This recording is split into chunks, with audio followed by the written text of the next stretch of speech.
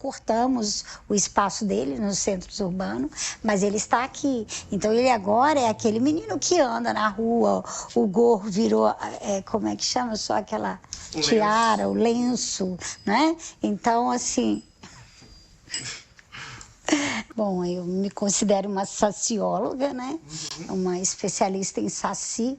E eu comecei essa história, das histórias do saci, dando aula para crianças, né? Eu trabalhava no Instituto de Educação, na escola anexa, com crianças do 2º ao 4º ano. E todo mês de abril a gente fazia uma festa para Monteiro Lobato, e nessa festa, nessa homenagem, a gente levava as crianças para o Salão Nobre do Instituto, apagava todas as luzes, fechava as janelas, deixava tudo escuro e eu contava a história do Saci. A gente ficava na penumbra. E naquela época, isso que há 25 anos atrás, eu tenho 25 anos, quando eu comecei, eu não tinha tudo que eu tenho hoje. Então, a peneira que eu usava não era uma peneira de taquara. A gente pegava uma peneira daquela de pedreiro que tinha na escola, que o pedreiro estava usando, uma garrafa PET, punha um papelzinho de saci lá dentro, desenhado. Então, eu e outras professoras que trabalhavam comigo, principalmente uma que já era escritora, Maria Lúcia Andrada, eu contava a história e na hora de pegar o saci, olha, Redemoinho, tá vindo o saci? Ela pulava, a gente jogava a peneira, ela deitava em cima e segurava, segura, segura, punha a garrafa. Então a gente fazia, sabe, uma performance. E as crianças levantavam da cadeira de boca aberta. Elas adoravam aquilo. Mesmo vendo que o saci era de papel, queriam uma garrafa PET. Mas, assim, no imaginário dela, era o saci que estava sendo pego. Então, assim, aquilo foi me chamando muita atenção e eu comecei a construir a contação de história com vários elementos e comecei a preparar. Então, são detalhes que entram em cena nessa contação de história porque faz parte do meio ambiente e o saci é um protetor da natureza. Ele faz parte do meio ambiente e essa história também. Então, contar histórias do saci não é só a lenda, não é só do mito, na mitologia brasileira. Ela está acoplando, ela está, sabe, abraçando vários temas ao mesmo tempo, inclusive o meio ambiente, a preservação do meio ambiente. E daí você se tornar uma socióloga ou um sociólogo, eu acho que é nesse sentido. Você começa a reunir muito conhecimento, muitas informações, a distribuir essas informações, esses conhecimentos, e a cada vez que você conta, uma criança te dá uma nova pista. As pistas que eu fui colhendo para hoje ter todo esse cabedal de informações sobre o saci, sobre a natureza que ele pertence, foram as crianças que deram, foram os adultos que ouviam e falavam, mas me faziam uma pergunta, sabe? E perguntava outra coisa, e você fala, é mesmo, e aí a gente pesquisa, vai. Então, assim, faz parte, né? O contador e aquele que ouve.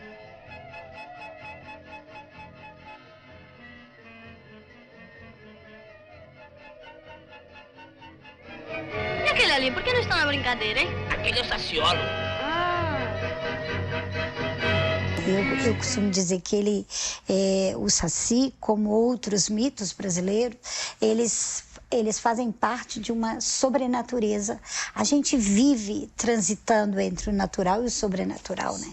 Eu acho que todo mundo entende isso. E é nessa junção, nessa interface, que estão os encantados, estão os fantasmas, os lobo-mau, né? O velho do saco, criança, menino, come logo, senão vou mandar o velho do saco te pegar. São tantos personagens mitológicos que se tornam sociais.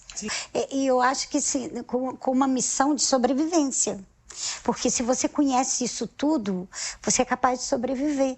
Numa simples história, né? Não conversa com estranho na rua, né? Quando alguém te conta, existe o velho do saco, que hoje em dia é o velho do carro, né? Não anda, não dá confiança, não atende estranho. Assim, hoje ele tem celular, ele tira foto, ele dá... Então, isso é uma questão de sobrevivência.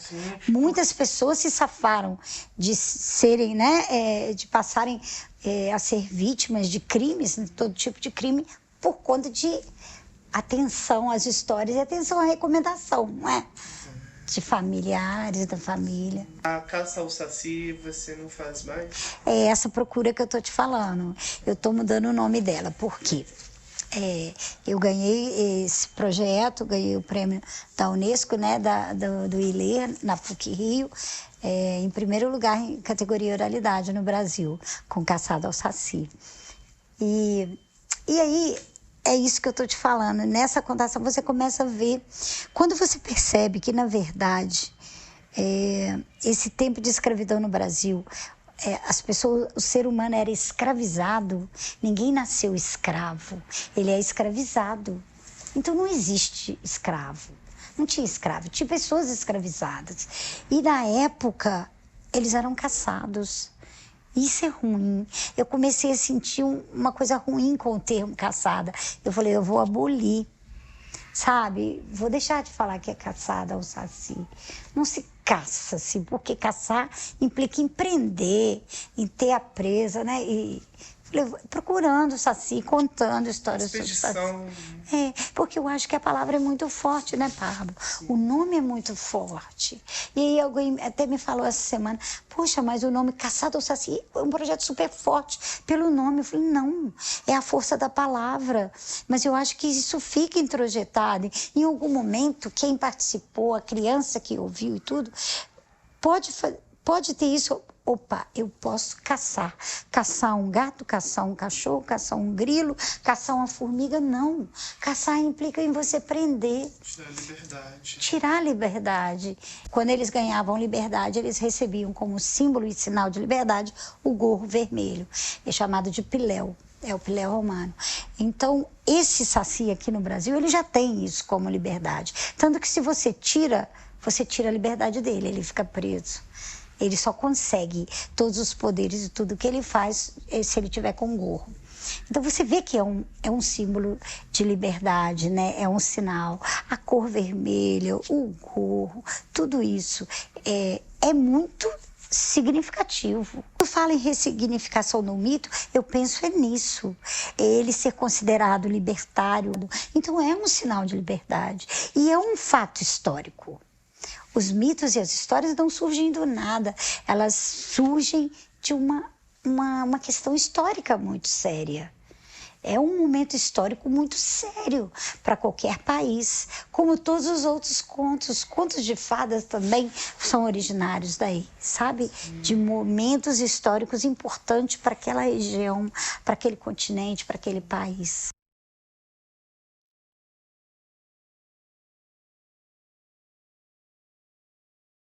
E todas as histórias, elas surgem, eu acho que para poder temperar e dar esse vazamento do que acontece na época, né? A história de João e Maria, no Contos de Fada, ela surge explicando uma época em 1500 e pouco que a Europa passa fome de verdade. Foi uma crise terrível na Europa, em que, para não ver os filhos morrerem de fome dentro de casa, os pais deixavam a criança abandonada em estradas, em florestas. Preferia não ver ele morrer seco em casa de fome. Deixava abandonado para não ver morrer de fome. Isso aconteceu, é histórico. Daí surge a história de José e Maria. Porque se você questionar, peraí, por que tem pai e mãe jogando criança na floresta? Isso não existe, existe. A gente está cheio de João e Maria pelos asfaltos, as florestas urbanas aí hoje em dia. Não é? Está cheio. Isso acontece e repete o tempo todo. Só que nova roupagem. É uma nova roupagem, mas continua acontecendo. Quando você pensa assim, quem foi a primeira pessoa a inventar uma coisa dessa, gente? Não foi Monteiro Lobato. Ele não cria o saci. Ele é o primeiro a colocar o saci nas histórias. Mas quando ele faz uma pesquisa e pede para o pessoal escrever para ele cartas contando coisas sobre o saci, que ele escreve o inquérito sobre o saci. Ele veio primeiro do que o saci do sítio. Com certeza. Olha quanta informação. É muita coisa, gente, é muita coisa. E aí você vai nessas histórias todas, você consegue abrir um leque enorme. Porque eu conto de um jeito, você conta de outro, ele conta de outro, cada um vai contar do jeito que ouviu. O importante é o quê? O Alberto Manguel é que fala que o leitor e o escutador, aquele que escuta, é ele que está criando a história. Porque quando você recontar, você vai recontar aquilo que te marcou, que te agradou e que foi significativo. Você não vai lembrar das coisas que não foram significativas. Então, na verdade, na vivência. Quem está escrevendo o texto é o leitor ou aquele que escuta. Não é o escritor. O Manguel fala que o escritor morre na hora que termina o texto. Ele morre, porque para existir o texto tem que existir o leitor. Então, para nascer um, tem que morrer o outro. E trabalhando com cultura popular, poxa, é você divulgar essa cultura que precisa ser valorizada e precisa ser divulgada. Os mitos não morreram, estão aí, precisamos ressignificá-los, com certeza. E à medida que você conta uma história da cultura popular, você está ressignificando porque você está colocando os elementos atuais. Você está atualizando, está inserindo. Quando eu digo que Saci é libertário, você está se ressignificando. Ele não é mais um mito só protetor das matas. Ele é um mito que quer politicamente ser visível e mostrar que a liberdade é importante em todos os sentidos, em todos os setores. Isso é uma ressignificação, isso é impactante. Porque é isso, a mula sem cabeça não é a menina que namora o padre e vira uma mula sem cabeça? Olha a sociedade mostrando uma sociedade machista, né? Só o homem pode, isso até hoje acontece, infelizmente não tem jeito. Tudo é sobre ela. Exatamente. E a culpa é toda da mulher. E ela vira uma mula sem cabeça. Aí, então, você vê que a história, a cultura popular, ela é impactante na vida da gente até hoje. Até hoje, porque a minha mãe, ela pode não repetir a história da mula sem cabeça e nunca contou para mim. Mas, intrinsecamente, ela pensa o quê? Mas o seu irmão não tem que arrumar a cozinha. Quem tem que arrumar a cozinha é você. Porque ele é homem. Qual? Por quê? Não é? Por que é a menina que tem que ser a dona da casa? Por que não o homem também não tem que cozinhar, né? Tem que lavar, tem que ajudar.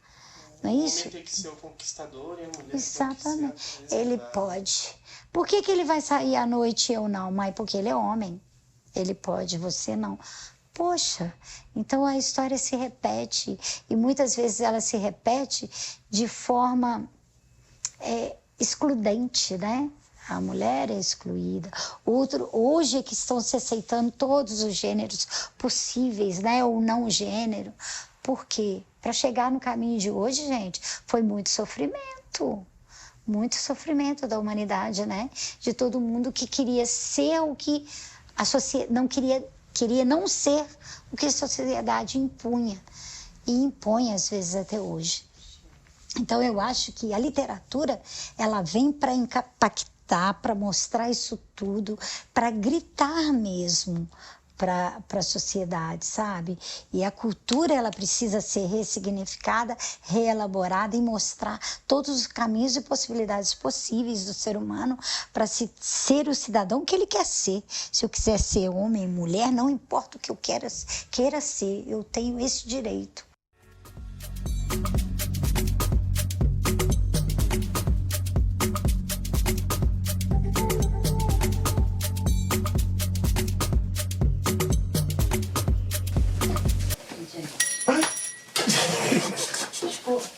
Tô me susto. É Saci. É a filha do Saci.